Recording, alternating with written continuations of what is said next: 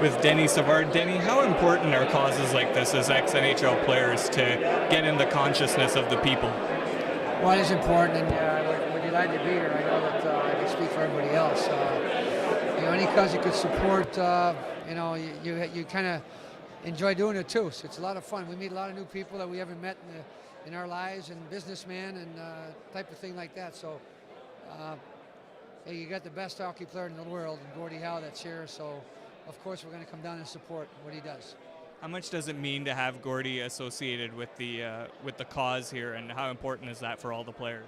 Well, growing up, there's a few players that I watched play. Obviously Gordie was one of them.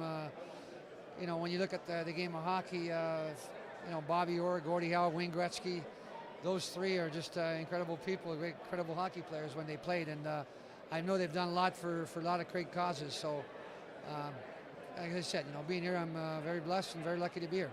Well, you talk about Gordie Howe and Wayne Gretzky now. We know Gretzky's office. We know Gordie Howe hat trick. The Savardian Spinorama, how did that nickname come about, and how does it feel to be associated with that? Well, I guess a couple of goals I scored in my career, and the announcer, Pat Foley, actually in Chicago, named it that way. So, I just played, it was one of those situations where, defensive was coming across the ice to try to hit me. I kind of spun out the other way, and next thing I know is I'm by myself with the goalie. So that's how it came about, and it's just how I played the game. I was just trying to protect the puck, and I know that if you present the puck to an opponent, it's easier to take it off your stick. If you get your back to them, a lot tougher, so that's what I did. Now, you played in Chicago, and you also had a chance to coach there. When you saw the guys that are on the team now starting out as youngsters, did you feel like they could reach a level at what they've achieved now for themselves? Well, you think so, because they've been drafted very high, and as you get to know them over the years, you have definitely, there are winners. They know how to win. They know what it takes to win. Even in the series against St. Louis, being down 2-0, winning the cup last year, winning 2 cups in 4 years, it'd probably be easy to say, let's wait for next year. But that's their character. I mean, that's what they did. They came back and won the series 4 games. They won 4 in a row.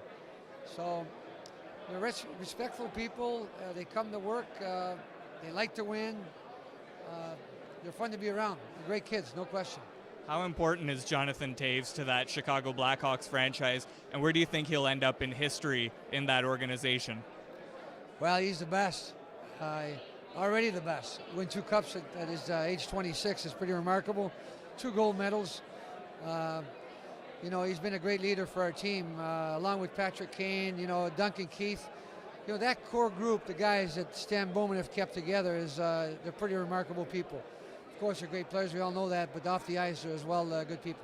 Is it impressive to see what they've been able to do with the salary cap era? You see so many guys leave, and you think, how are they going to compete next year? But they seem to find other guys and get it done. Well, testament to Stan and his staff. They draft well. To build championship teams, you have to draft within. You got to build within your team and draft well, and that's what the Hawks have done. And I can tell you, there's a couple more coming up. They'll have some tough decisions in the next couple of years to make, because there's a kid by the name of Jeremy Morin that's played last part of the regular season here, like 4 goals last 4 games, hasn't been dressed in playoff yet. So, among other kids, so it's a testament of what they've done. They expect to win. They expect to draft well. They expect to have character people join the organization, and they do their homework. So it's good to see. Question about your other team, the Montreal Canadiens. What do you feel about their prospects in the playoffs, and can Carey Price carry that team to a Stanley Cup? Well, I think he can. He's proved it in his first series. Of course, Game 1 wasn't his best game, but when chips were down, it was time to make some key big saves. He did. And Montreal ended up winning that first game in overtime, so that helped them to sweep the Tampa Bay Lightning. No question that, I like their speed. They're facing a great team. Boston played us in the finals last year. I was at every game. It's going to be a difficult task, but how have they played? And I know they're probably healthy now. They had a lot of times to get rest up and to get their bodies feel better. So, along with their speed and the goaltending of Price, I think anything could happen. Last question, a 2-parter. Who is your most favorite player in the league right now to watch? And who do you think will win the Stanley Cup this season?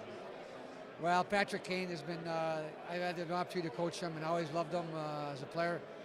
I think he likes big stages. He plays on big stages. That's why he's won 2 cups in 4 years. And why not the Hawks again? I know that, because I'm with the organization, of course I'll say the Hawks, but I'd love to see a Montreal-Chicago finals. Absolutely. That was Denis Savard. Thanks a lot for that.